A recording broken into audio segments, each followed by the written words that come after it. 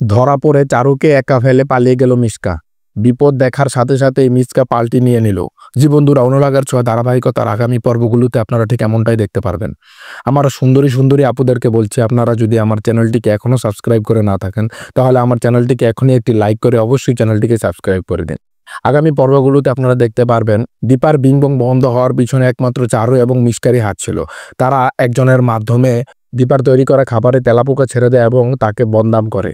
এসব কথা চারু মিশকাকে বলতে থাকে এবং বলে তার জন্য আমার অনেক গিল্টি ফিল হচ্ছে। তখন এই চারুকে সোনা ফোন দেয় এবং চারুকে সোনা বলতে থাকে, আমি আরিয়ান এবং রূপা একটি ক্যাফেতে বসেছিলাম, তখনই সে জায়গায় মা এসেছে।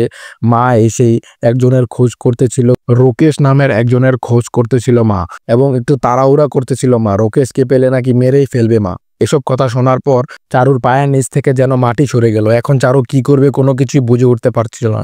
যদি রূপা রুকেশকে ধরে ফেলে তাহলে তো চারুর নাম বলে দিবে রুকেশ, চারুকে তো কোনো সময় মাফ করবে না রূপা। এমন হতে পারে চারুকে জেলেও যেতে হতে পারে। এসব কথা ভেবে চারুর মাথায় যেন আকাশ ভেঙে পড়ছিল। অন্যদিকে মিশকা তো অনেক শেয়ানা মেয়ে, সে মনে মনে ভাবতে থাকে যদি চারু ধরা পড়ে তাহলে তো চারু আমার নামও বলে দিবে। আর দীপা যেই মেয়ে, সে তো অবশ্যই রুকেশকে যেভাবে হোক ধরেই ছাড়বে। রুকেশকে ধরার পর তো রুকেশ অবশ্যই চারুর কথা বলে দিবে এবং চারু তো অবশ্যই আমার কথা বলে দিবে। তাহলে তো আমাকেও জেলের গানি টানতে হবে। বিপদ সামনে দেখে আস্তে আস্তে কাটতে শুরু করে। মিশকা বুঝতে পারে চারুর সাথে বেশিক্ষণ যদি আমি থাকি তাহলে আমারই ক্ষতি হবে। সবকিছু টের পেয়ে চারুকে একা ফেলেই পালিয়ে গেল মিশকা। চারু তুমি দেখো কি করা যায়, এই কথা বলে সেখান থেকে কাটিয়ে চলে যায় মিশকা। বিপদ টের পাওয়ার সাথে সাথে মিশকা সেখান থেকে চারুকে রাস্তায় একা ফেলেই পালিয়ে যায়।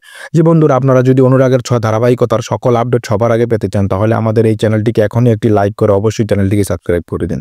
সাথে থাকার জন্য অসংখ্য অসংখ্য ধন্যবাদ। ভালো থাকবেন।